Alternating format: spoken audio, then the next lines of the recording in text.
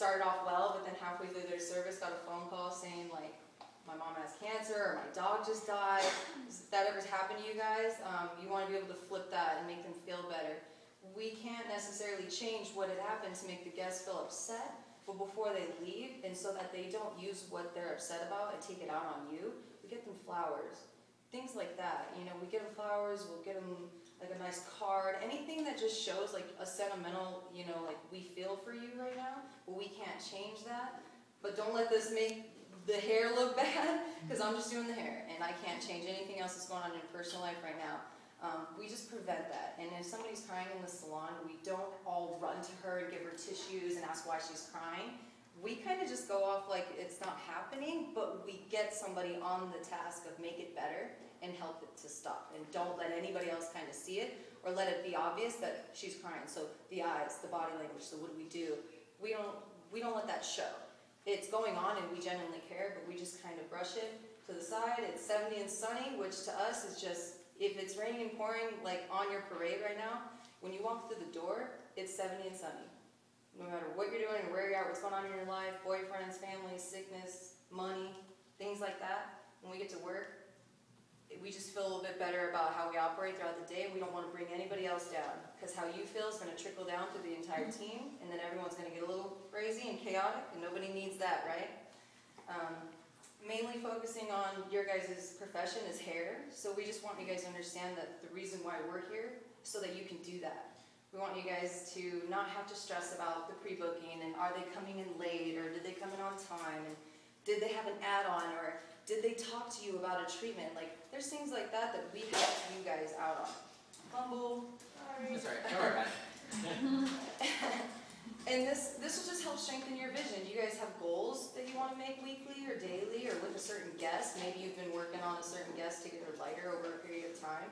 These are things that are going to help you strengthen your vision on those parts. And touching back again on just being genuine, you want to understand that the way you see things may not be the way your guest sees them. And the verbiage that they use, you want to reflect on them too. I think Randy said a little bit about that. Like, they'll use terms like bleach or dye or streaks, anything like that. You have a professional verbiage for that they may not understand. So you kind of want to bounce back on them. So if they're coming at you like, I want bleached hair, you'd be like, well, bleach it up.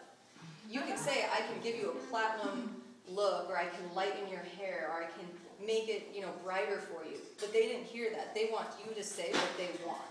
So give them, in that sense, what they want, but be genuine about it. You don't have to be like, I'm just going to do it because I do hair and she told me to do it. I want you guys to genuinely care about what your guest wants.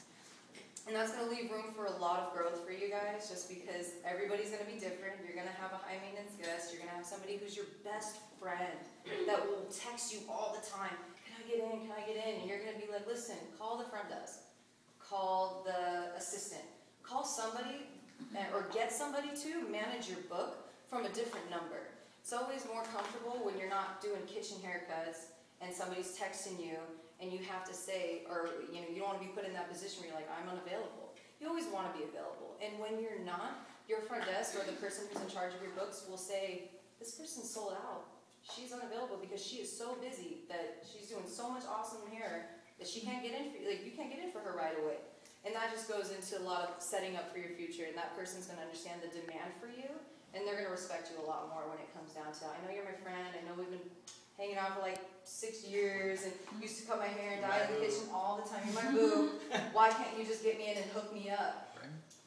Because I'm a licensed professional now, and I work in a fully functioning salon, or I booth rent, I pay here to be here. And I feel like, if you've got to be with me, you've got to get through the right people. You've got to get through the process. There's a full procedure behind it when you're a professional.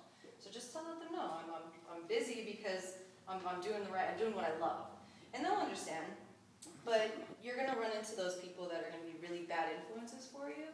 So if you have a friend that's like, you want to go out party tonight? Like, say maybe last night, somebody really wanted to go out last night, and you're like, we have to be up at like 8, 7 in the morning, right?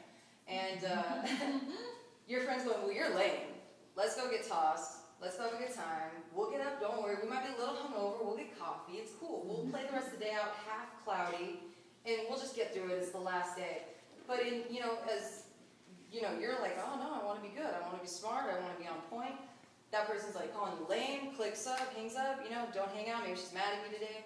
That may happen today, it may happen next week at school, but aren't you going to feel a lot cooler, you know, by the time that you graduate and start making money and building your books, that you're making the money and that you have, you know, the career, and that your friends may be going, I'm still in school and I just joined night school because I had to do this other job, and all these conflicts are coming up in their life because they are not making the sacrifices that you made. So what's it worth to you? You know what I mean? Do you want to avoid the bad influences and progress? Or would you rather slip up those one couple of times? Those add up. Oh, it's just going to be tonight. We're just going out tonight. It's a special event. Events happen all the time. You guys have a lot and not a lot of time. You think about it, utilize it though. When you don't have a lot of time, it just means you want something really bad. And it feels like it's taken forever to get to it. A lot of you guys are 2 weeks into school. You guys have a while to go, so don't waste any of it. You always want to utilize the most of it that you can. And you guys have any questions about like the service aspect and what you guys can do in addition to like the services that are on your menu of services that you offer? You offer, like she was saying, that type of rapport with the guest, knowing your guest, building those relationships, those strengths, and then going back to consultations and all that stuff. And then you're gonna encounter some people who are uncomfortable with money. Sometimes stylists are uncomfortable with money. And what you want to do is when you're offering a service, sometimes we had a situation with one of our stylists, and she was doing a consultation on extensions, and the amount of hair that the guest wanted and the length of hair, her service ticket was going to be $2,000, which is fair. People pay more than that for hair. Some people pay less, but there's a variety of types of services, and some tickets are going to be high, and sometimes you might not feel comfortable with it. And then the stylist was doing the consultation, came up to the front desk, was filling out the form, and said to herself, wow, this is really expensive. And that's kind of where we chime in terms of our business sets, and I kind of coached her and said, expensive for whom? Are you looking at your bank account and saying $2,000 is a lot, or are you looking at a millionaire who doesn't bat an eye at $2,000? So when you are thinking about services, value yourself in that regard, but also you don't want to say something is too expensive for this guest, so you're not going to offer it. You have those consultations, you offer everything that you can do for the guest, and they can pick and choose what they want. But don't just assume that you know that guest because you don't know who they are, what they want to spend on hair. And we like to say that you will kill for what you want. You know, you work hard for what you need, but if you really want something, you're going to make it happen. So don't have that mindset that something is too expensive for a guest because you're comparing it to something that you're comfortable with, but your income is not the same as the person in your chair. Yeah, be confident in your sales and your upgrades. And even if somebody is your friend or you know somebody's having a bit of a challenge with budgeting and things like that, you should not feel bad. I hear it a couple times a week. I feel bad for charging for a haircut. I feel bad that the base is going to be through the ends and we got to add $20. Why do you feel bad? It's like he said, it's not your bank account. It's your service and you're worth it. You have the means and the expertise and the education. You spent time.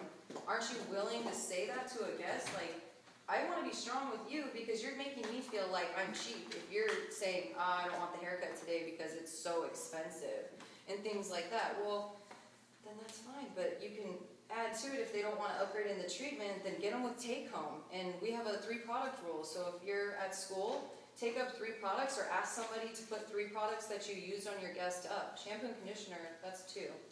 And a styling aid. You can do shampoo, conditioner, styling aid, and then a finish, or that's 4. I mean, but the 3 rule is kind of like a multiple choice, A, B, or C. They'll always pick 1. And like, it's a demand. It's about 80% right on that they'll pick 1 of 3. We always want to just suggest that it's going to be something they're going to use, and we always almost guarantee that if it's their first time with you, that they're going to take something home. They're going to trust you as professionals to sell them something and feel confident in it. That it's not just because I want to sell something, it's because you really need this to look this good at home. I didn't do this to your hair without product, and Kelly's had guests before come in and say, I want you to blow dry or round brush my hair with absolutely no product in it and make it look good, which is very challenging. So, I mean, if you're using products on your guest, make sure you're educating with them how to use it at home. Otherwise, they're probably going to be less enticed to buy it. But that's also going to help a lot with your, your paychecks too, if you get commission and stuff like that.